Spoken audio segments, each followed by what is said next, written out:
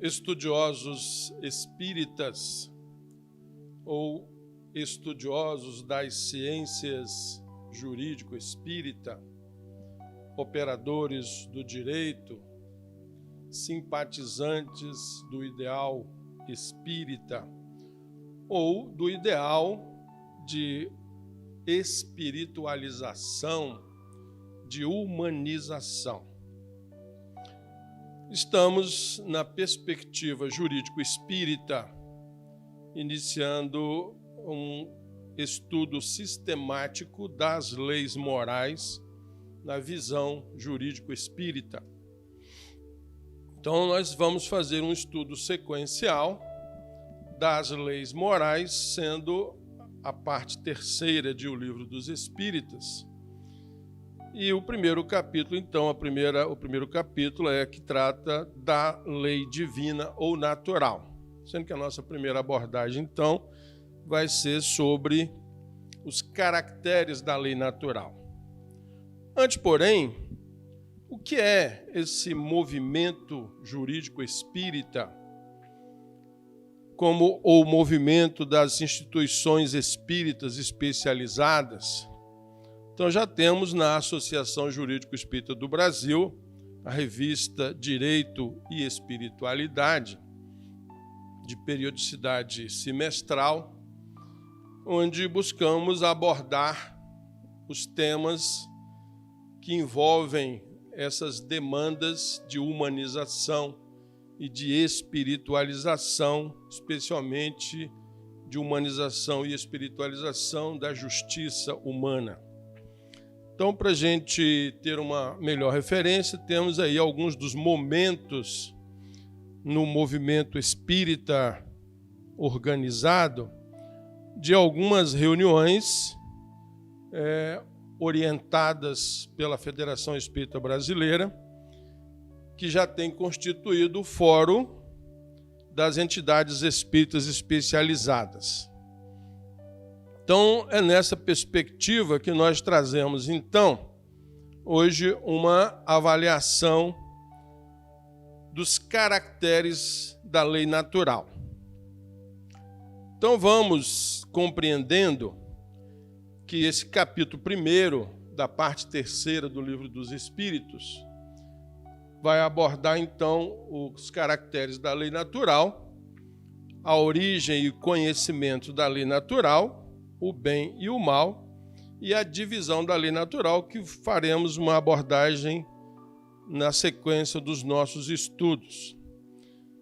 Então, o Allan Kardec inaugura essa parte 3ª do Livro dos Espíritos, no seu capítulo 1º, com essa questão: que se deve entender por lei natural?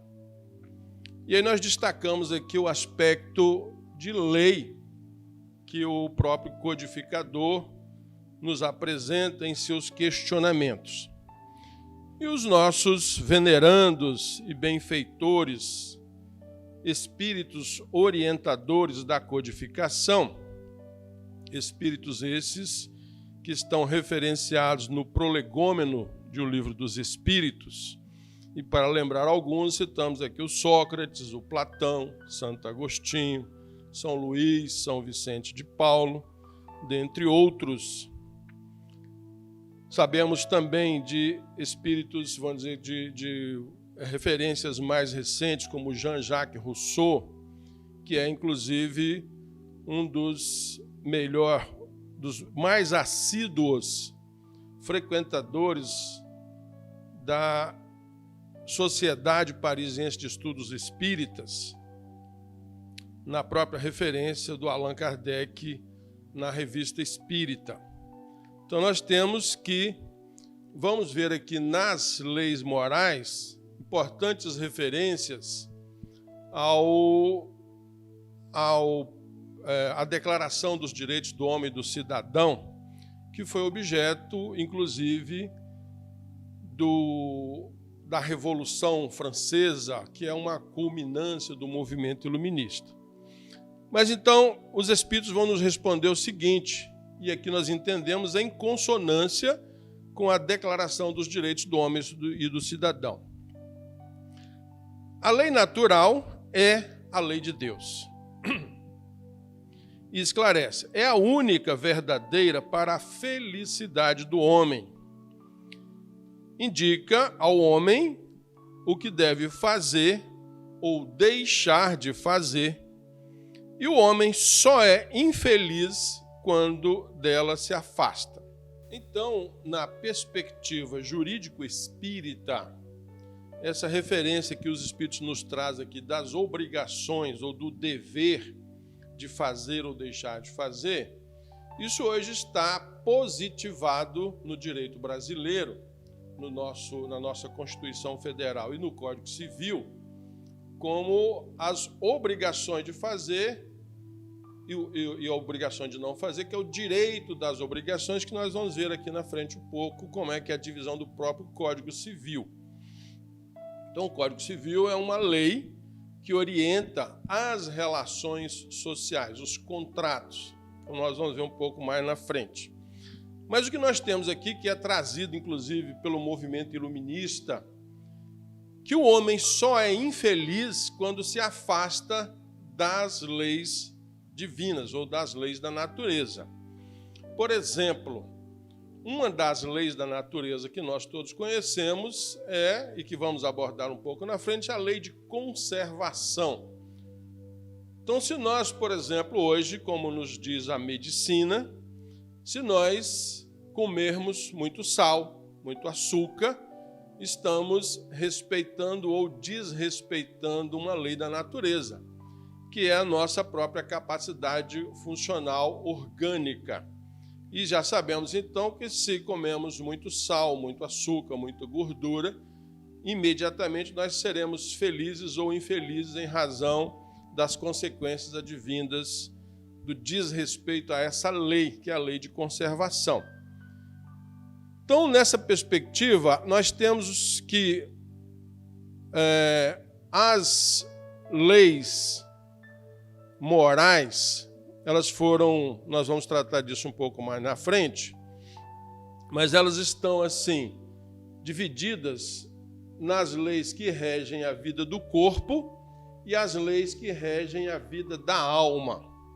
E o ponto alto dessa legislação, resumida por Jesus, está no amai-vos uns aos outros. Então nós temos assim que a primeira lei, e aí na visão de alguns, o mais antigo livro escrito pela humanidade, porque é nesse livro, inclusive, que o Moisés vai ser educado, que é a cultura egípcia, é o livro dos mortos. Então, nas nossas pesquisas, vamos ver que o livro dos mortos é o primeiro livro nesse formato, depois que nós conseguimos codificar ou desenvolver uma língua escrita. Isso data de mais ou menos 6.000 anos. O livro dos mortos, então, é o antigo livro da cultura egípcia, que vai tratar exatamente também dessas obrigações de fazer ou não fazer na cultura egípcia, repetindo que é a cultura que vai, inclusive, subsidiar a educação do Moisés, que vai depois, então, nos trazer, e aí já há 3.500 anos, né, a Torá, ou Pentateuco mosaico, onde todos nós sabemos se destaca, e destacado pelo próprio Jesus, e depois também na codificação espírita, os 10 mandamentos. Então nós entendemos fundamentalmente que aqui o Moisés vai abordar especialmente as obrigações de não fazer, destacando aqui 2 obrigações de fazer, que é exatamente as obrigações de espiritualizar ou de santificar, e aí no caso o sábado, na lei mosaica, né? E o de viver em família, honrar pai e mãe, que, aliás, estamos experimentando uma revivescência dessa proposta de Moisés agora em razão, por exemplo, do coronavírus. Estamos tendo que reexperimentar ou experimentar de formas diferentes a nossa vivência em família, por estarmos todos obrigados ao confinamento familiar, ao confinamento do lar. Então, podemos dizer que estamos vivenciando uma grande experiência de viver em família com essa oportunidade. Mas nós vamos ver aqui também, e aqui destacamos como de muita importância, que nós temos aqui, de 10 mandamentos, 2 referindo-se a adultério e a não desejar a mulher do próximo. Em nosso entendimento, não se trata da mesma coisa, do mesmo fato, do mesmo fenômeno. O não cometer adultério aqui no nosso entendimento reporta-se Moisés ao não adulterarmos a lei.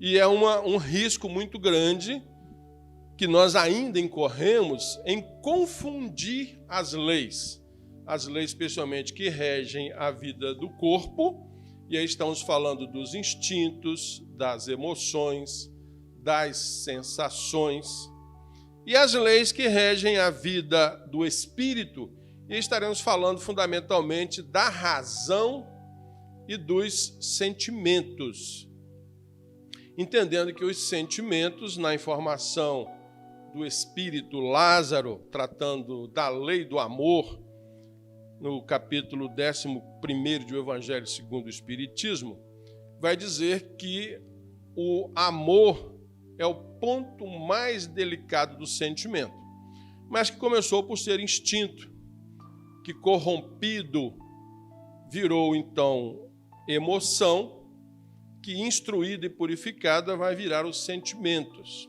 Então, nesse sentido, nós estamos falando de, às vezes, por exemplo, o que nós temos hoje no Brasil, na Lei Maria da Penha, um esclarecimento de que para muita gente que comete violência doméstica, às vezes a gente ouve o autor da violência dizer que assim o procedeu por amor.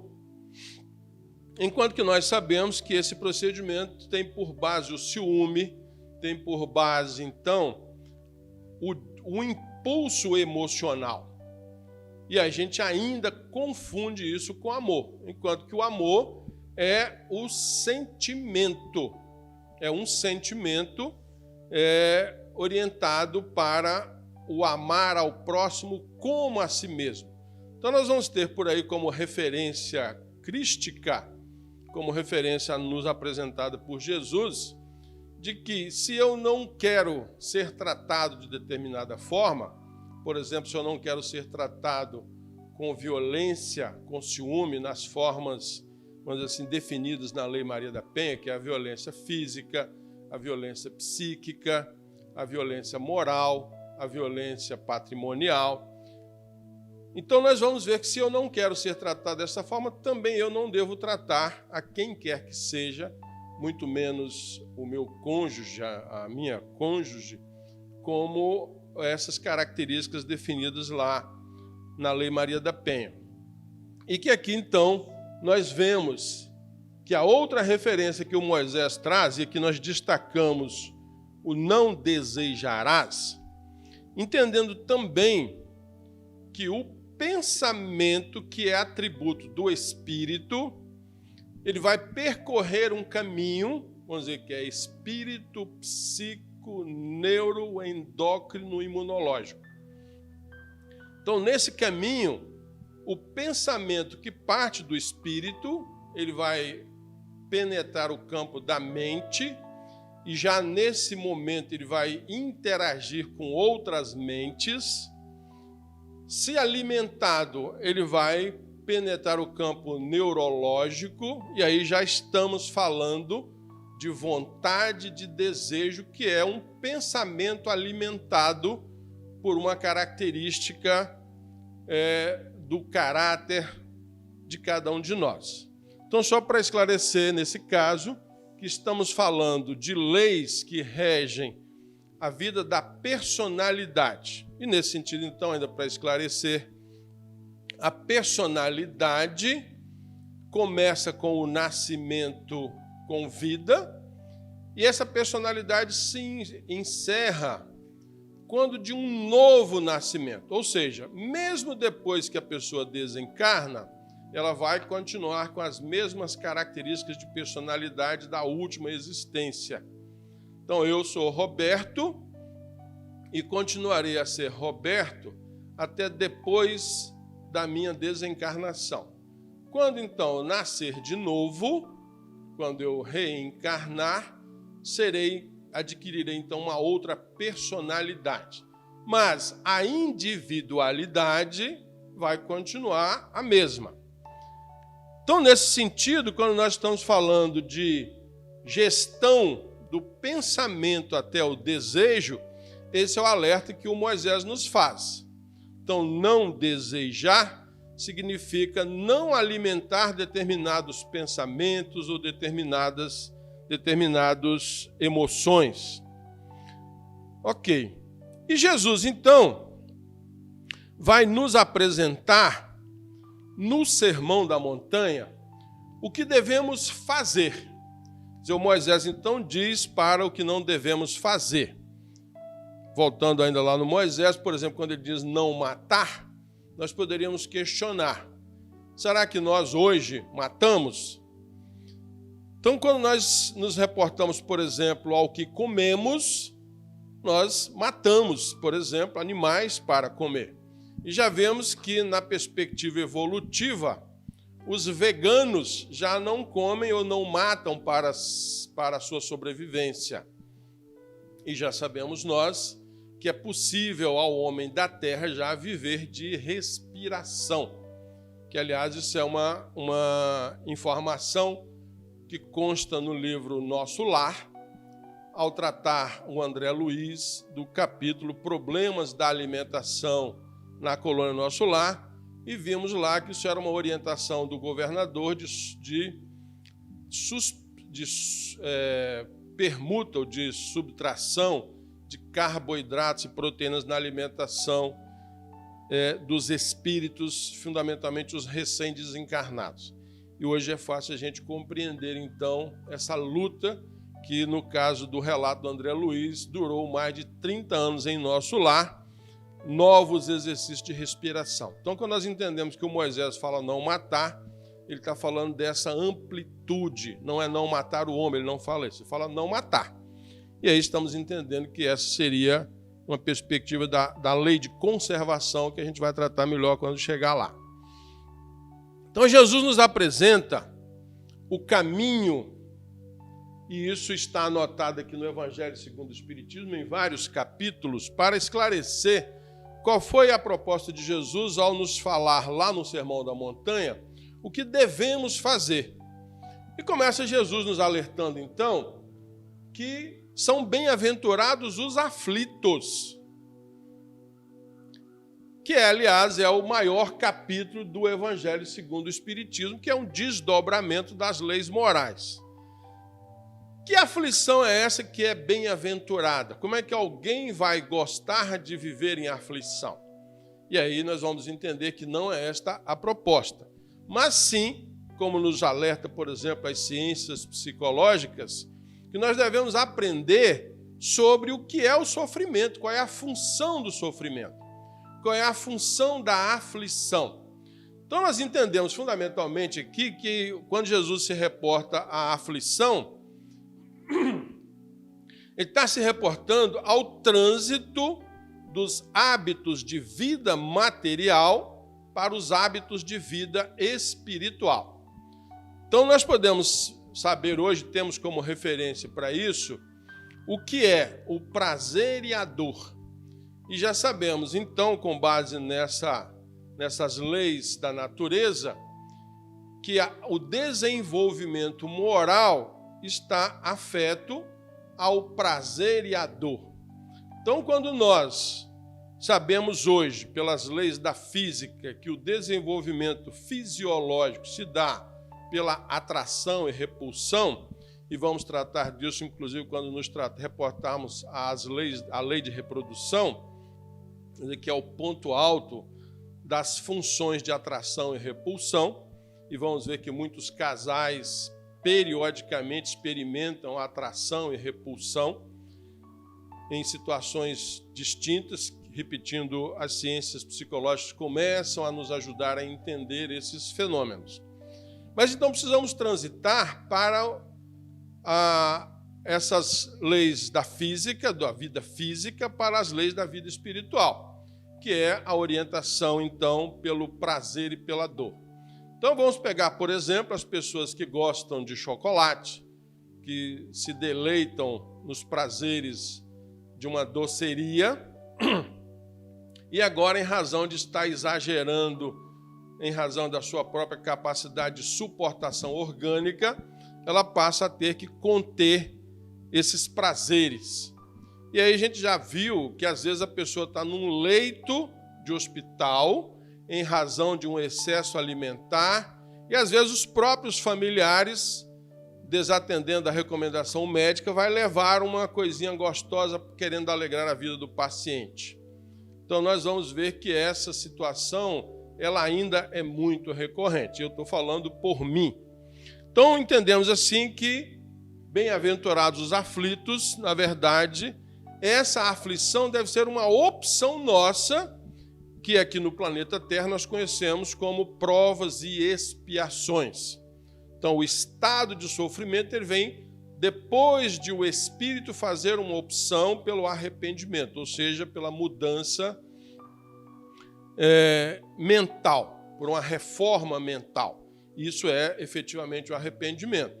E aí, então, começa-se a mudança do hábito que vai, por algum tempo, gerar aflições. Por exemplo, as aflições do convívio familiar, que quando nos ver mudar de hábito, começa a reclamar. Fulano está ficando, por exemplo, fanático, a ponto de querer mudar os seus hábitos alimentares, de parar de sair com os amigos, coisas dessa natureza que a gente vê que vai acontecendo quando a gente se propõe a fazer mudanças importantes. Mas nos alerta Jesus e os benfeitores espirituais aqui, repetindo como Sócrates, Platão, Rousseau, dentre outros, que nessa perspectiva de mudança nós vamos encontrar o Cristo.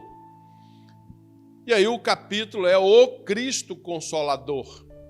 O Cristo Consolador, na referência teológica, o Cristo é o homem-Deus. Então é quando nós passamos a expressar em nós as leis de Deus. Vamos lembrar lá que o fazer ou não fazer é que é o responsável pela nossa felicidade ou infelicidade. Então, se eu estou me orientando pela postura crística, isso é acessar as leis divinas que estão impressas na minha consciência, e nós vamos ver isso já nos conhecimentos da lei natural, que é a nossa próxima apresentação aqui na perspectiva jurídico-espírita, que é o conhecimento das leis da natureza. Então, nesse sentido, seremos consolados por reconhecer as leis de Deus e as praticar. E essas leis, repetindo, estão impressas na nossa consciência. Como é que nós acessamos a nossa consciência? Através da meditação. Quando eu quero orar, e vamos ver isso na lei de adoração, quando eu quero orar, eu falo com Deus. Quando eu quero ouvir o que Deus fala comigo, eu vou aprender a meditar, que é também uma novidade no nosso planeta. Estamos, vamos dizer assim, na introdução dos aprendizados da meditação. Já existem alguns povos que exercitam melhor a meditação, que não é outra coisa senão o autoconhecimento. Então é eu passar a buscar o sentido do meu eu superior, que é a nossa individualidade. Repetindo, então, o instrumento para isso é a meditação, e nós vamos usar um canal para isso, que é a intuição. Então, a inspiração é quando a informação vem de uma outra mente, de um outro espírito. A intuição é quando a informação vem do meu eu superior, da individualidade, como nos alertou também, nos esclareceu sobre isso o Carl Gustav Jung, nas suas meditações. Depois, então, vamos para bem-aventurados os pobres de espírito. Veja que a espiritualidade benfeitora, os venerandos espirituais, colocaram essa sequência aqui de forma metodológica e didática, Então, o que são os pobres de espírito? São os humildes. Esse capítulo nos vai esclarecer sobre a humildade e a importância da humildade. E o que é a humildade, então, nessa perspectiva espírita? Ser humilde é reconhecer que somos iguais, independentemente do estágio evolutivo em que nos encontramos. Então, eu vou reconhecer que a criança é igual, que a mulher, que o negro, que o rico, que o pobre, que o gordo, o magro, somos iguais, que o analfabeto ou intelectualizado também somos iguais. Foi isso que Jesus nos apresenta no Pai Nosso, ao dizer que somos todos filhos e destinados à mesma felicidade quando atingirmos a condição de espíritos puros. E todos vamos chegar lá. É a lei do progresso que vai nos dizer sobre isso. Então, veja só, ser humilde é reconhecimento em mim e perante os meus conviventes que somos iguais. Então, quando eu passar a tratar a todos igualmente, eu estou sendo humilde, estou reconhecendo a minha condição de igualdade. O que a reencarnação nos apresenta como possibilidade educativa. E sabemos que ora vamos estar numa existência como ricos, como poderosos, pelo conhecimento, pela beleza, pelo poder, pelo dinheiro, e noutra vamos estar numa condição de inferioridade social, mas não espiritual, que é fazendo uma outra experiência, por exemplo, de ser feio, de ser pobre, de ser, vamos dizer assim, desprezado pelos reconhecimentos sociais. Então, isso seria a pobreza de espírito. Na sequência, então, vamos ter que são bem-aventurados que têm puro o coração. Então, repetindo aqui essa perspectiva didática, nós só vamos conseguir purificar o coração quando tirarmos do nosso coração as mágoas, os ressentimentos, os ódios, e isso eu só vou conseguir fazer se eu reconhecer que o outro é igual a mim, ou seja, que o outro tem as mesmas necessidades que eu. E aí nós conseguimos purificar o coração. Essa perspectiva aqui levou a Igreja Católica do século VI, no ano 590, com o Papa Gregório, a instituir a doutrina do purgatório. Purgar ou purificar o coração. Essa doutrina, inclusive, foi retificada pelo Papa Bento XVI, agora recentemente. Porque, na verdade, ela foi bastante adulterada. Porque a perspectiva de purificação, de expiação, é a perspectiva da reencarnação, da lei da reencarnação. Então, nós vamos precisar de muitas experiências para a purificação do coração. Mas, quando a gente purifica o coração, nós vamos nos tornar, então, brandos e pacíficos. E Jesus nos alerta que essa é a condição para vermos Deus. Então, eu só vou conseguir ver Deus quando eu tiver uma perspectiva de pacificação e de brandura. Então, eu vou tratar as pessoas na perspectiva da pacificação, que aí nós temos, inclusive, recentemente, o surgimento de uma nova ciência e as próprias ciências jurídicas nos chamando pelo Conselho Nacional de Justiça, pelo Supremo Tribunal Federal, para a execução dos princípios constitucionais, que é a construção de uma sociedade livre, justa e solidária. Então, nós temos o surgimento de uma nova ciência, que é a ciência do direito sistêmico, da constelação familiar sistêmica. E aí os nossos códigos de processo civil, por excelência, regulamentando proposta constitucional, vai nos dizer que o caminho que nós estamos trilhando, que é o de apresentar ao judiciário a solução de conflitos, esse caminho é ineficaz. E hoje nós temos uma espécie de inchamento das atribuições jurisdicionais, justamente porque nós estamos cada vez mais entendendo que precisamos garantir o respeito aos danos materiais, aos danos morais. Então, hoje, a maior parte do volume de ações são ações de reparação de danos. seja de danos físicos, de danos materiais, de danos morais. Isso é a base de muitas ações, inclusive de danos provocados pelos próprios entes governamentais, quando não pelo próprio judiciário.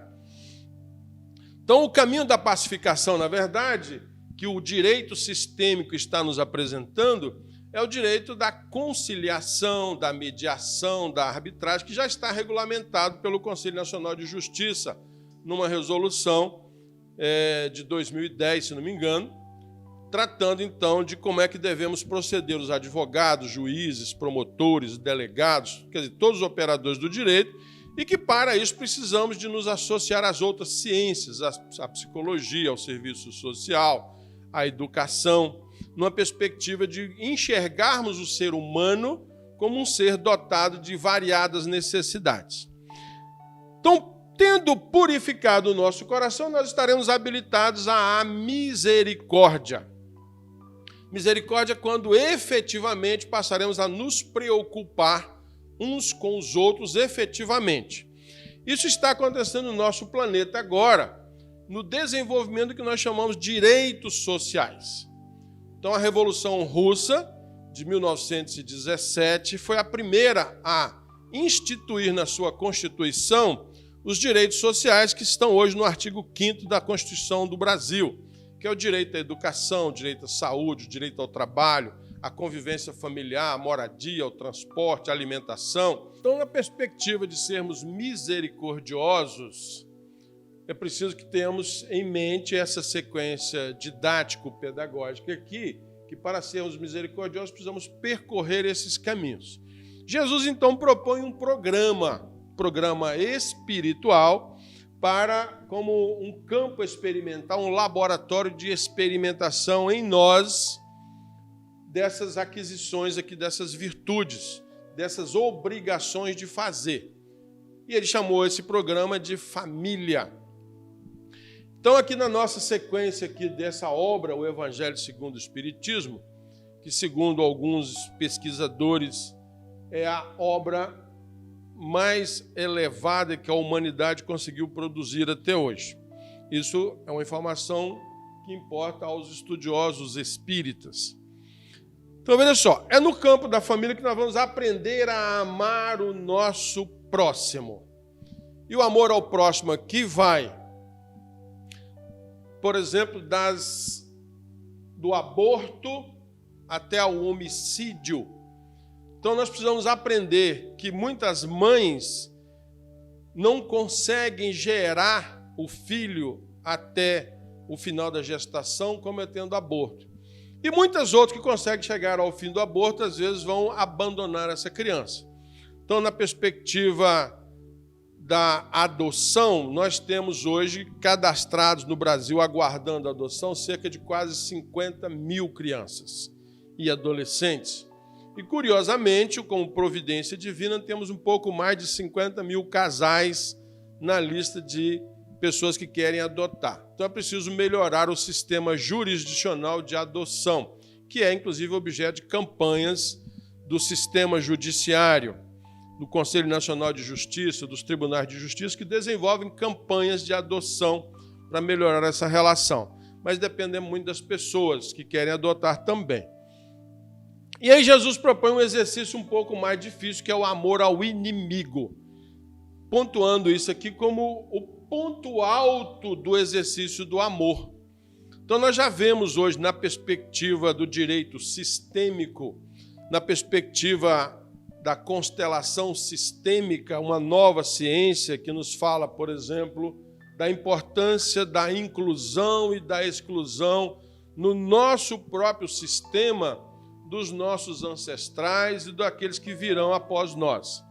Então, nós precisamos rever os nossos procedimentos com base nessas proposições de Jesus aqui, para conseguirmos viver o estado de felicidade, que é o que nós imaginamos é dado pela boa convivência familiar. Então, se nós respeitarmos todas as leis, nós teremos direito a uma família feliz. Esse exercício tem sido chamado para nós aqui na idade contemporânea, ou seja, com o início da Revolução, com a Revolução Francesa, até os nossos dias. Estamos agora penetrando a idade do Espírito. Isso, várias ciências estão nos convidando, então, ao direito e espiritualidade, à medicina e espiritualidade. Estamos penetrando os umbrais da vida do Espírito, das leis que regem a vida do Espírito. Então, nós temos aqui alguns movimentos, e no início, aliás, do século passado, em 1920, nós começamos a inscrever nas constituições dos países os direitos sociais que estão no nosso artigo 6º da nossa Constituição brasileira, Constituição da República Federativa do Brasil. E já falamos, então, é o direito à saúde, à educação, ao lazer, ao trabalho, à convivência familiar, à alimentação, ao transporte. Quem é o devedor desses direitos sociais? Então, se cada cidadão tem direito para estar bem com a sociedade e ter satisfeitas essas necessidades, a sociedade é quem deve a cada um dos seus membros esses direitos. E aí vamos dizer que a sociedade hoje é representada pelo Estado. Então, estamos vendo agora também no fenômeno do coronavírus, com os grandes transtornos trazidos para a economia por conta da contenção, das contenções das relações sociais, com o fechamento do comércio, a importância de que o Estado e de que a sociedade se preocupe. Aqui nós estamos vendo grandes movimentos de voluntariado para suprir a alimentação de várias pessoas que estão com maiores dificuldades nesse momento. Isso é, por excelência, um grande exercício de misericórdia. Entendemos, então, que para bem compreendermos essas obrigações de fazer, como Jesus nos apresenta, precisamos compreender que Deus está em nós. Como ele disse, vós sois deuses. Deus está em nós quando cumprimos ou como expressamos o amor pelo próximo. Então, se nós estamos expressando o amor ao próximo, estamos amando o nosso próximo, estamos santificando o nome de Deus.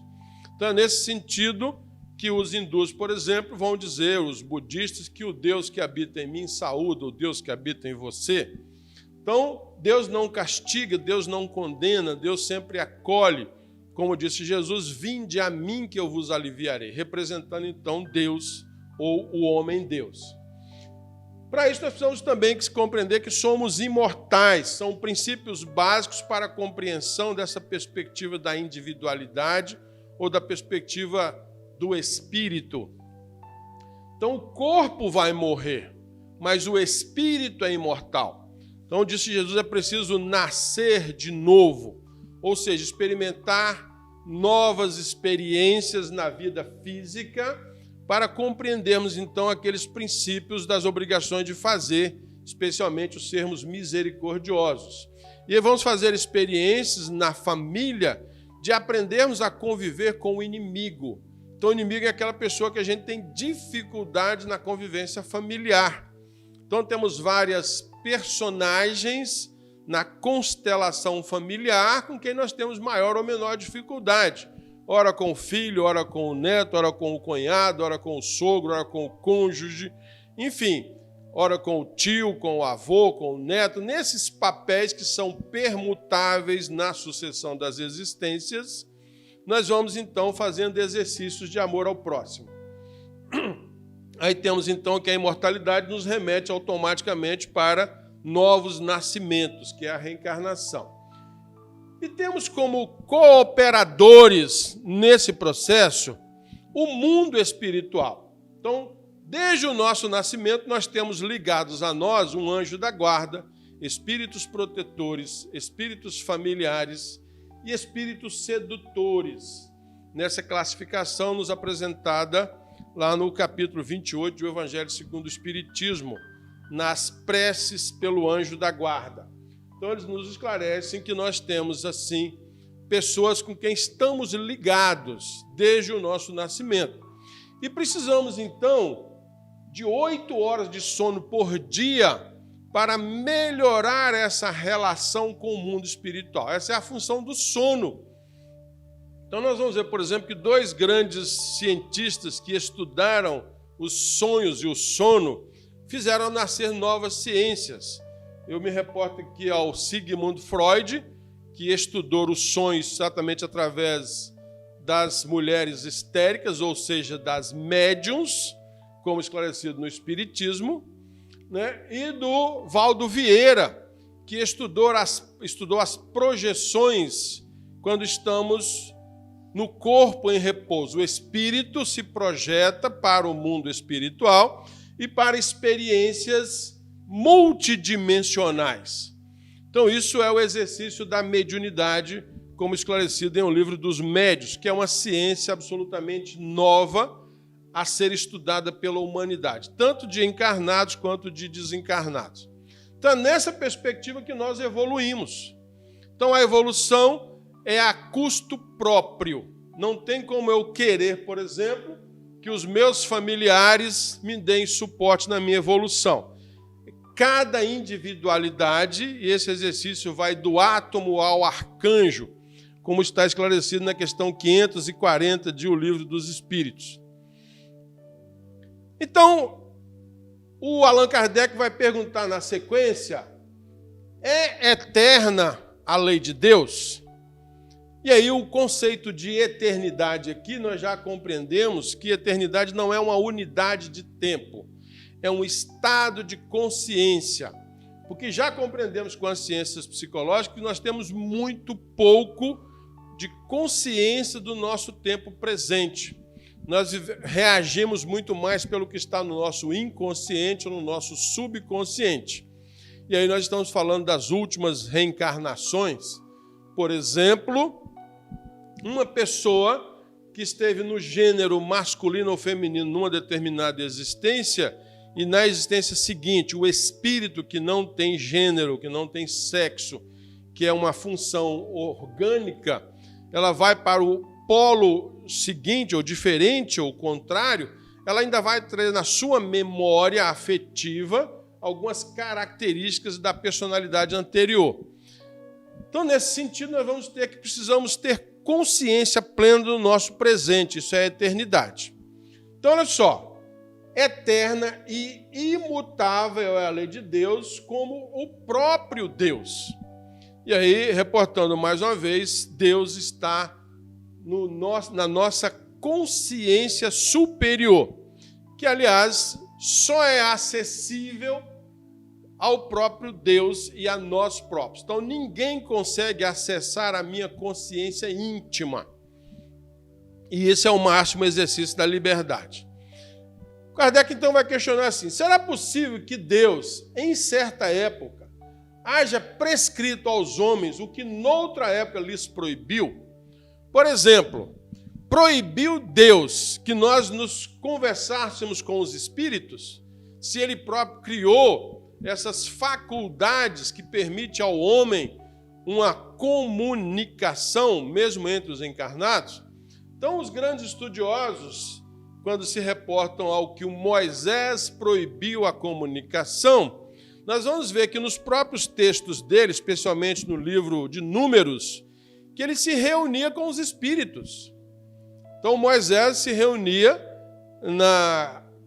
se não me engano, era a tenda da revelação, o texto usado por ele próprio. Ou seja, ele conversava com os espíritos.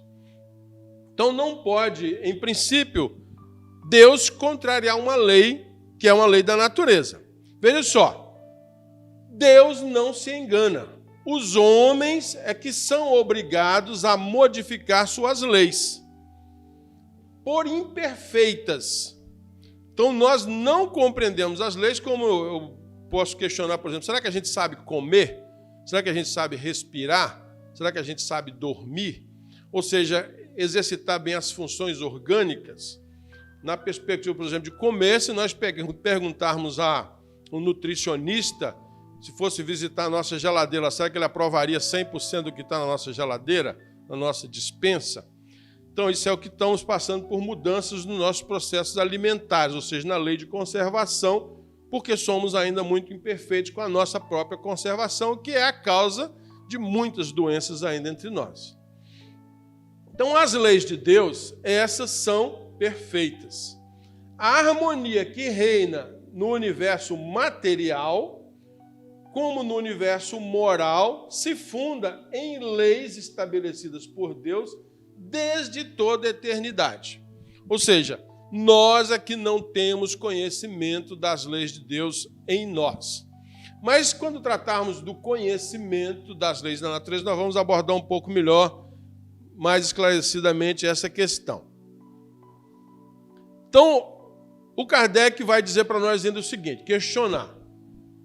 As leis divinas, que é o que compreendem no seu âmbito, concernem alguma outra coisa que não somente ao procedimento moral. Então ele está perguntando, as leis de Deus também vão tratar de coisas físicas, das leis da física, da biologia, da química, como nós estamos já nos reportando aqui. E os Espíritos respondem assim, ó. Aliás, nós vamos antes para a definição de moral, nos reportaram uma questão, nós vamos voltar nela depois. Que definição se pode dar da moral? Só en passant para a gente entender o que é procedimento moral. A moral é a regra do bem proceder. Então, o homem procede bem quando tudo faz pelo bem de todos. Então, nesse sentido, a moral é a forma como nós nos relacionamos. Eu posso me relacionar com uma pessoa egoisticamente, ou seja, querendo satisfazer as minhas necessidades, ou posso me relacionar para satisfazer as necessidades do outro. Isso é uma posição moral mais elevada. Então, olha só, as leis divinas compreendem somente os procedimentos morais? E aí responde os Espíritos, todas as leis da natureza são leis divinas, pois que Deus é o autor de tudo. O sábio estuda as leis da matéria. O homem de bem estuda e pratica as leis da alma. Então, nós vamos ter, por exemplo, reportando mais uma vez, então, a Lei Maria da Penha, ao Estatuto da Criança e do Adolescente, ao Estatuto do Idoso. São leis que postulam para nós, na nossa sociedade, como devemos tratar esses entes da nossa família, a criança, o idoso, os cônjuges, porque nós temos tratado com base nos nossos interesses e não com base no interesse do bem do outro. Hoje nós já sabemos, como nos esclarece o grande exegeta Emmanuel, que quando a gente vai nascer, nós fazemos um plano individual de trabalho da alma. Isso é um programa reencarnatório. Então, os pais responsáveis precisam conhecer por que o filho nasceu. Não é para ser igual ao pai, é para fazer aquilo que ele se propôs a fazer nessa existência. Então, nós temos ainda muito que compreender com a ajuda dos educadores, como propõe o Jean-Jacques Rousseau, o Pestalozzi e tantos outros educadores eméritos e reconhecidos assim pela humanidade. Então, nós temos aqui uma subpergunta nessa questão, onde o Kardec coloca assim, dado é ao homem aprofundar as leis que regem a vida da matéria, as leis que regem a vida da alma. E aqui nós vamos ter que muitas religiões proíbem o seu adepto de pesquisar as leis de Deus, dizendo que isso são mistérios da natureza, que o homem não pode penetrar esses conhecimentos. Então, isso foi objeto de levar muitas pessoas para a fogueira no período da Inquisição. Porque se a gente se lembra bem, os mais antigos vão se lembrar, inclusive, que até 1960 as missas eram rezadas em latim e o padre ficava de costa para os profitentes católicos. O Lutero, no ano 1500, é que quebrou essa perspectiva, falou assim, vamos traduzir a Bíblia para o alemão. E aí, quando surgiu a imprensa, começou a divulgação do Evangelho para o povo, que era, inclusive, existiam muitos padres leigos, que nem os próprios padres leigos tinham conhecimento da Bíblia, que era meio que proibido. Inclusive, as pessoas dizem ainda, algumas, que se conhecer muito as leis de Deus, a pessoa fica louca. Ora, os Espíritos, então, esclarecem que é dado ao homem aprofundar, mas uma única existência não basta para isso. E vão esclarecer sobre isso, nós vamos falar muito rapidamente aqui. Entre as leis divinas, umas regulam o movimento e as relações da matéria bruta, que são as leis físicas, química, física, biologia, sociologia, etc. E as outras dizem respeito especialmente ao homem, considerado em si mesmo e nas suas relações com Deus e com seus semelhantes. Então, essas são as leis que regem a vida, as relações morais, que é hoje o grande objeto da educação. Então, só rapidamente relembrando aqui, o que nós trazemos da questão 614, ela é meio que copiada e colada da Declaração dos Direitos do Homem e do Cidadão, proposto lá pelos iluministas, especialmente pelo Jean-Jacques Rousseau. Então, nós vamos ter que o objetivo da lei é a felicidade comum. Quer dizer, o homem já tinha postulado isso. E ela vem aqui, na Declaração dos Direitos do Homem e do Cidadão, elas vão ser adotadas já na nossa primeira Constituição da República Imperial do Brasil, aliás, a Constituição Imperial do Brasil. Ainda éramos impérios, mas lá na questão, no artigo 179, que é o último artigo, o legislador constituinte da época já absorve isso lá como o direito à igualdade. A igualdade não coloca, o direito à liberdade, à segurança e à propriedade. Tínhamos, então, aí a escravidão, e o homem não teve coragem, o legislador não teve coragem de botar a igualdade lá, como era proposto, então, pelos reformadores iluministas. Então, temos que hoje, na nossa Constituição atual, artigo 5º, que absorve integralmente as declarações do direito do homem e do cidadão, trazendo o direito à liberdade, à igualdade, à segurança e à propriedade, e acrescenta ainda o direito à vida. Então, fica assim, o nosso sistema legislativo. Os direitos e garantias individuais, os direitos e garantias sociais, aqui está faltando o direito ao transporte, que foi recentemente incluído pela lei. E quando nós falamos de segurança, que está aqui, nós entendemos que a segurança está regulamentada aqui no Estatuto da Criança e do Adolescente, no Estatuto do Idoso, que vai dizer que a sociedade, a família, precisa garantir a cada cidadão, e desde a mais tenra infância, o desenvolvimento físico, mental, moral, espiritual e social. Então, isso está positivado no direito brasileiro. E o Unicef vai dizer que esta lei, o Estatuto da Criança e do Adolescente, é a melhor lei do mundo em vigor. Então, nós vamos ter aqui que a segurança, na verdade, ela é dada para que a sociedade garanta a cada cidadão o desenvolvimento físico, mental, moral, espiritual e social. E é disso que vai tratar, então, a lei que rege as relações da sociedade, que é o Código Civil, tratando dos direitos e das obrigações de fazer e não fazer, que hoje é a fonte de muitas ações de reparação de danos, que estamos transitando para uma nova forma de lidar com os conflitos, que é através da conciliação, através do consenso entre as partes. Então, nós vamos tratar do direito das empresas, do direito das coisas, do direito das famílias, da sucessão. Então, na verdade, todos os tipos de relacionamento estão previstos aqui no Código Civil. Só para a gente se reportar, então, o que é o jurídico espírita. E aí o Kardec vai trazer assim, são as mesmas para todos os mundos as leis divinas? E todos os mundos aqui é uma outra novidade. Só para a gente entender aqui, os mundos, nós temos lá o sistema solar, com vários planetas, aí 8 ou 9, as ciências ainda estão discutindo essa questão, se o planeta é maior ou a classificação do planeta. Mas a astronomia já nos apresenta, por exemplo, aqui nós participamos de uma galáxia, a Via Láctea.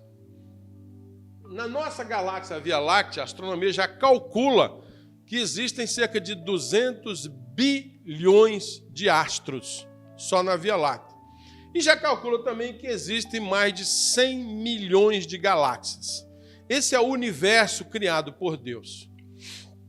Então, as leis de Deus vigem nesse mundo, as leis divinas são a mesma para todos esses mundos? A razão, e aqui os espíritos da Terra que nos orientam nem afirmam isso. Eles dizem, mas pela lógica, pela razão, está a dizer que devem ser apropriadas à natureza de cada mundo e adequadas ao grau de progresso dos seres que os habitam. Então, nós temos, por exemplo, numa imagem como essa aqui, que tem várias galáxias, o planeta Terra é um pontinho qualquer, como um grão de areia nesse universo aqui, que é até invisível aos olhos dos microscópio ou o que grava para cima, telescópios, né, dos telescópios mais poderosos, vamos dizer assim. Não percebe, por exemplo, que num espaço desse aqui tem bilhões de astros. Para você ter uma ideia, a própria astronomia já nos apresenta que existem planetas que são maiores do que o sistema solar. Mas as leis de Deus são apropriadas a esse estado evolutivo desses mundos. Então nós já temos, por exemplo, que o ser humano vai passando por transformações. Então nós estamos com corpos que nós mesmos já vimos evoluído. O homem da caverna tinha um cérebro de 400 gramas de massa encefálica. O ser de hoje, nós estamos mais ou menos por aqui no nosso entendimento, temos 1,5 kg de massa encefálica. Isso equivale a dizer que a memória que nós trazemos hoje, que nós estamos começando a lidar com as memórias das nuvens, então nós arquivamos já nas nuvens. A IBM recentemente já demonstrou que é possível fazer arquivos, gravar arquivos em átomos. E um átomo pode ter gravado nele um volume de milhares de livros. Então nós estamos aprendendo a lidar com poderes que a natureza nos apresenta para chegarmos nessa condição de espíritos puros. Ou seja, equivale a dizer que estamos transitando das trevas para a luz do entendimento das leis que regem as nossas vidas. Estaremos transitando também para as leis, a compreensão das leis que regem a vida da matéria para as leis que regem a vida do espírito. E nessa perspectiva, nos alertou Jesus, brilhe a vossa luz. Então, essa é a perspectiva das características das leis da natureza. Nossos agradecimentos a todos que dedicaram o seu tempo ao estudo e à apreciação dessa nossa apresentação. Nosso muito obrigado. E o Deus que habita em mim saúda o Deus que habita em você.